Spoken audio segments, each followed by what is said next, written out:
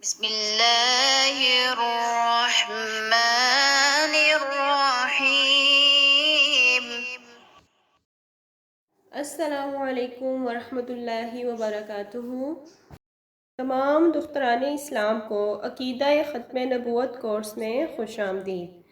الحمدللہ ہم مسلمان ہیں اور ہمارا توحید باری تعالیٰ اور عقیدہ ختم نبوت پر کامل ایمان ہے، اور بلا شبہ ایمان دنیا اور آخرت کی عظیم دولت میں سے ایک ہے۔ لہٰذا اس کورس میں سب سے پہلا سوال ایمان سے متعلق ہے۔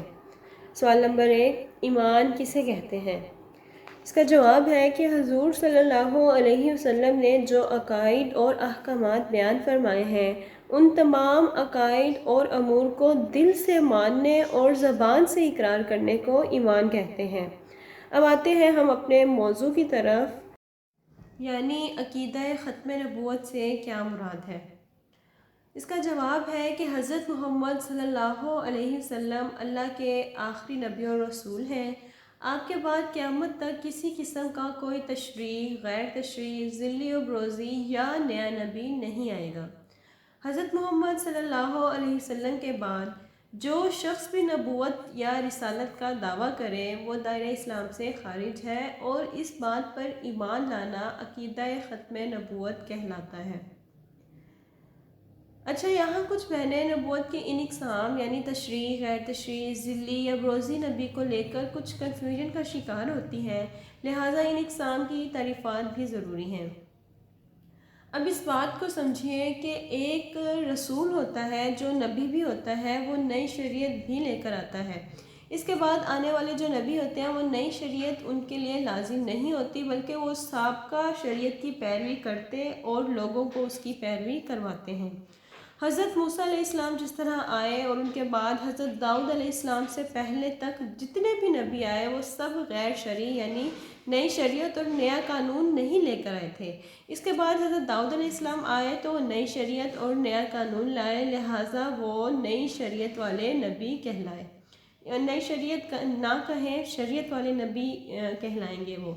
تو اس طرح ہے کہ حضرت محمد صلی اللہ علیہ وسلم کے بعد ایسی کوئی نبوت و رسالت نہیں کہ جو نئی شریعت لے کر آئے، یا چلو نئی شریعت نہ لے کر آئے تو حضرت محمد صلی اللہ علیہ وسلم کی شریعت پر کام کرے، عمل کرے اور دوسروں کو بھی کروائے، اور پھر اس کے بعد کہے کہ میں نبی ہوں، تو ایسا کوئی حکم واقعہ نہیں ہوتا۔ لہٰذا لفظ شرعی یعنی نئی شریعت والا نبی یا حضرت محمد صلی اللہ علیہ وسلم کی اتباع کرنے سے نبوت ملنے جیسے تمام دروازے اسلام میں بند ہیں۔ جبکہ اب یہ جو قادیانی لوگ ہیں، مرزائی ہیں، جو اجرائے نبوت کے قائل ہیں، ان کے نزدیک نبوت کی یہ 3 اقسام مرزا قادیانی پر صادر آتی ہے۔ لہٰذا ہمارا تیسرا سوال بھی اسی سے متعلق ہے۔ سوال نمبر 3 ہے کہ قادیانیوں کے نزدیک نبوت کی کتنی اقسام ہیں؟ اس کا جواب یہ ہے کہ قادیانیوں کے نزدیک نبوت کی 3 اقسام ہیں: تشریع، غیر تشریع اور ذلی نبوت۔ قادیانی کہتے ہیں کہ نئی شریعت کے ساتھ جو نبوت ہے اس کو تشریعی نبوت کہتے ہیں، اور بغیر شریعت کے ساتھ جو نبوت ملتی ہے اس کو غیر تشریعی نبی کہتے ہیں، جبکہ حضور صلی اللہ علیہ وسلم کی اتباع سے جو نبوت ملتی ہے اس کو ذلی نبوت کہتے ہیں۔ بہنوں، مرزا غلام احمد قادیانی کے مستند کتب میں ان تمام دعووں کا جو ثبوت ملتا ہے اسے مکمل حوالہ جات کے ساتھ آپ اسکرین پر دیکھ سکتے ہیں۔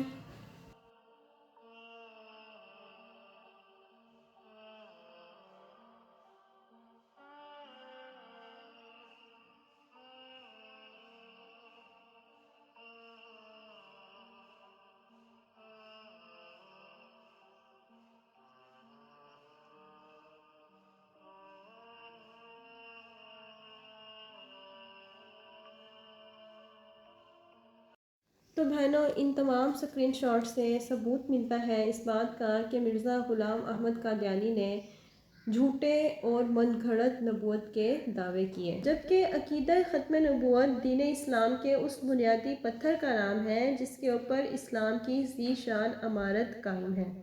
اس عقیدے پہ حملہ توحید باری تعالیٰ پہ حملہ ہے، اس عقیدے پہ حملہ ناموس رسالت پہ حملہ ہے، اس عقیدے پہ حملہ قرآن و حدیث پر حملہ ہے۔ غرض یہ کہ اس عقیدے پہ حملہ کرنا پورے دین اسلام پر حملہ ہے۔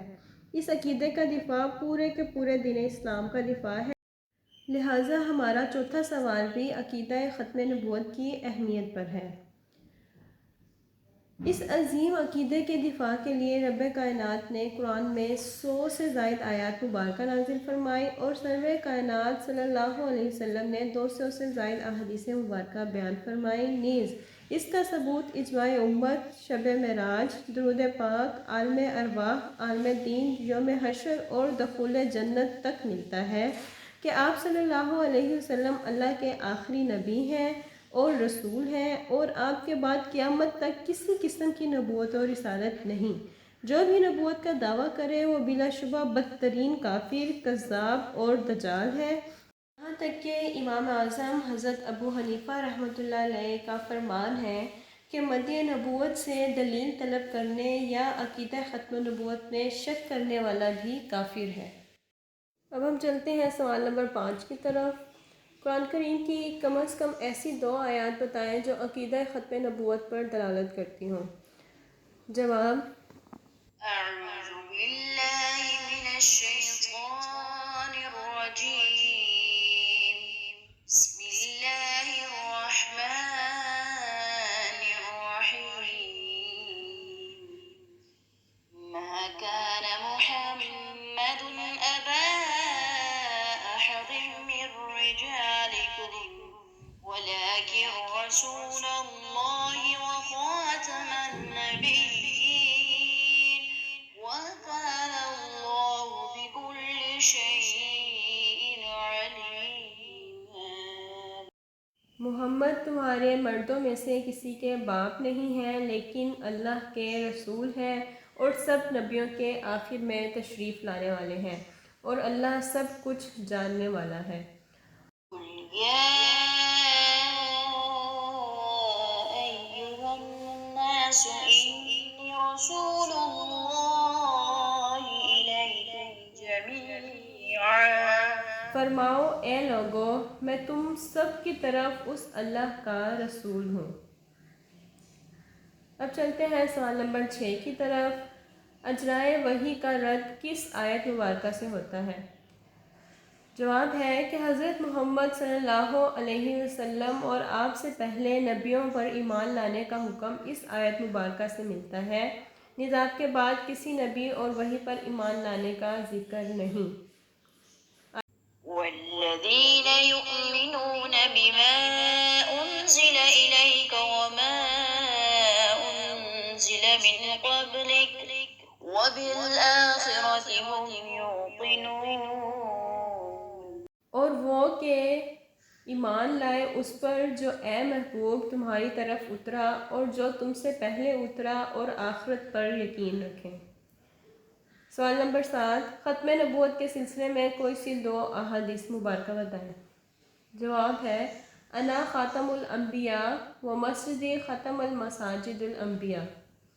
میں خاتم الانبیاء ہوں اور میری مسجد نبیوں کی مساجد کی آخری مسجد۔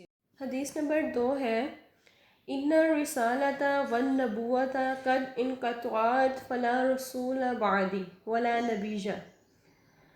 ترجمہ ہے: بے شک رسالت اور نبوت کا سلسلہ منقطع ہو گیا، پس میرے بعد نہ کوئی رسول ہوگا اور نہ کوئی نبی۔ حدیث نمبر 3: انا خاتم النبیین لا نبی بعدی۔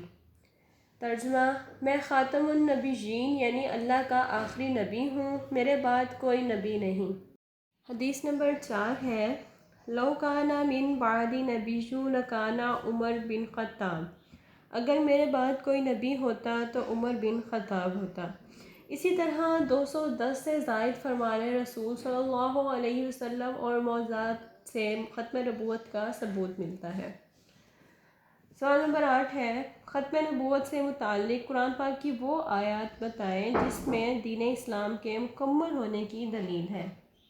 آیت مبارکہ: اليوم أكملت لكم دينكم وأتممت عليكم نعمتي ورضيت آج ہم نے تمہارے لیے تمہارا دین مکمل کر دیا اور اپنی نعمتیں تم پر پوری کر دیں اور تمہارے لیے اسلام کو دین پسند فرمایا۔ سوال نمبر 9، عقیدہ ختم نبوت کا اجماع امت سے ثبوت دیں۔ جواب ہے، امت کے نیک لوگ جب کسی چیز پر متفق ہو جائیں تو اسے اجماع کہتے ہیں۔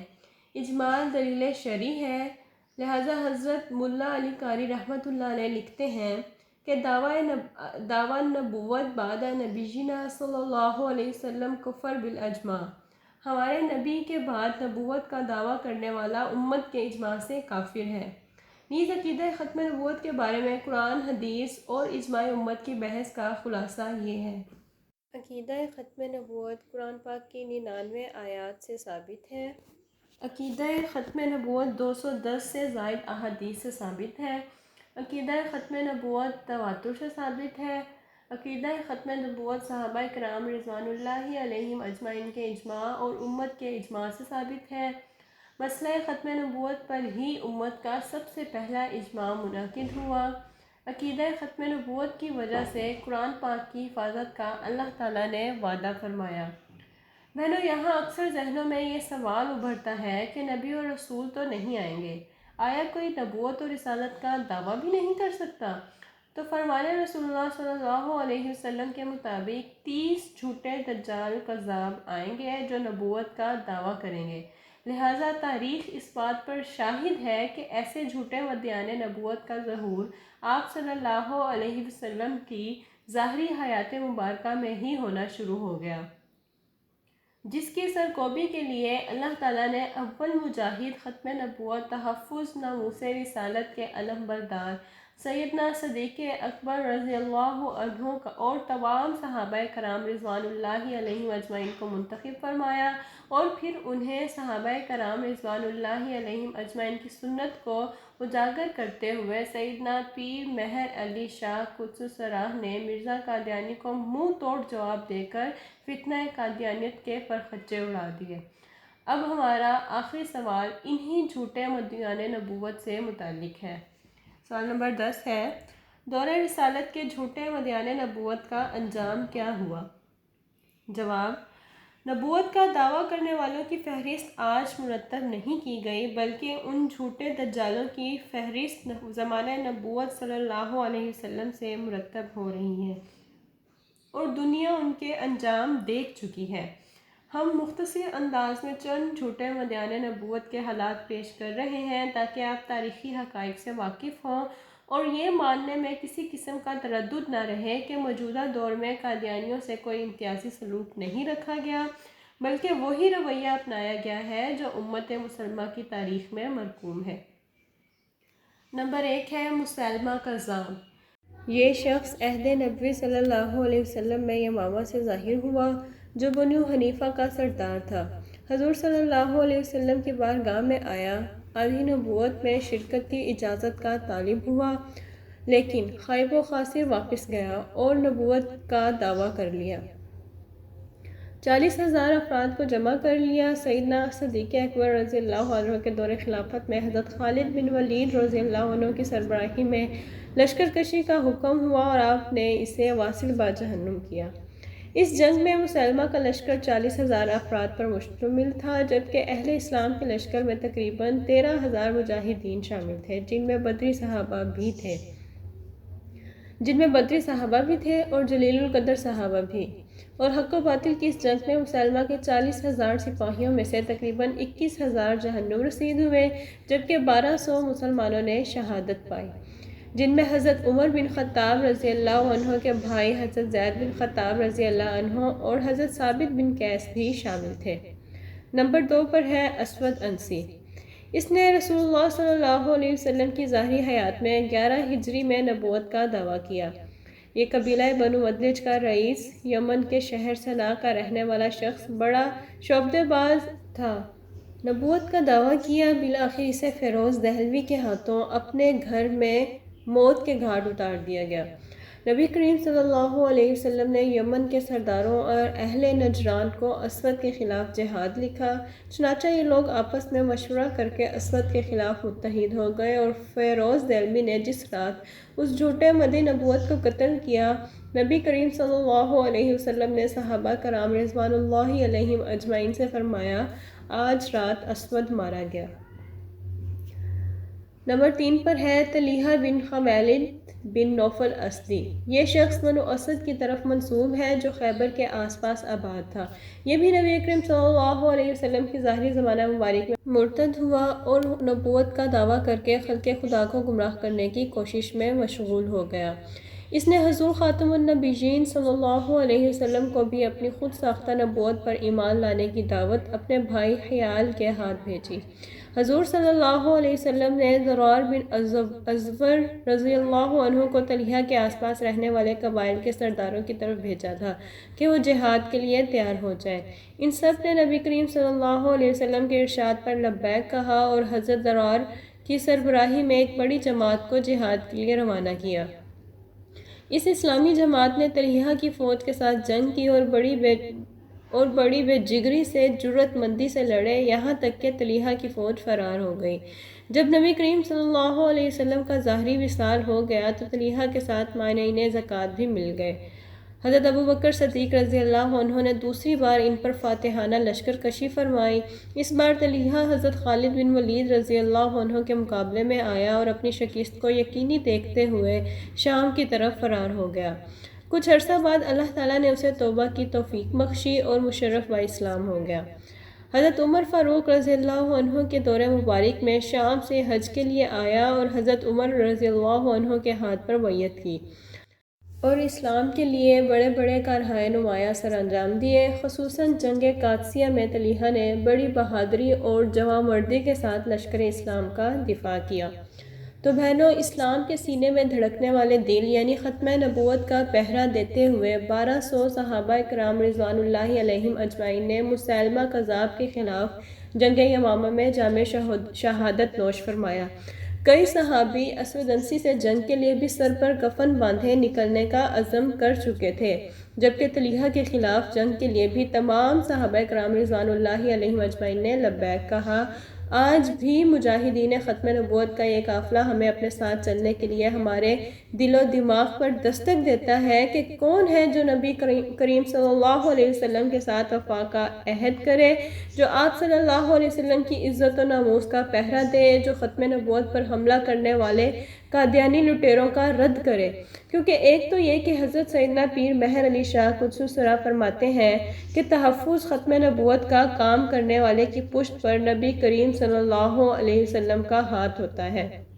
دوسرا یہ کہ اس امر کی ضرورت موجودہ دور میں قادیانیوں کی فتنہ پروری اور شر انگیزیوں کو دیکھتے ہوئے بڑھتی چلی جا رہی ہے، اور ضروری ہوتا جا رہا ہے کہ اس عظیم مقصد سے متعلق ہر مسلمان کو آگاہی حاصل ہو، جبکہ ہماری بھی اولین ترجیح یہی ہے کہ ہمارے اس کورس کے ذریعے آپ تمام بہنیں قادیانی فتنے سے متعلق زیادہ سے زیادہ جان کر ان سے ہمہ وقت مقابلے کے لیے خود کو تیار کر سکیں۔ آج کے پہلے سبق کا اختتام ہوا۔ اگلے سبق تک جو بہن بھی آج کے کورس سے متعلق کوئی سوال پوچھنا چاہیں تو وہ بلا جھجک پوچھ سکتی ہے، انشاءاللہ انہیں تسلی بخش جواب دیا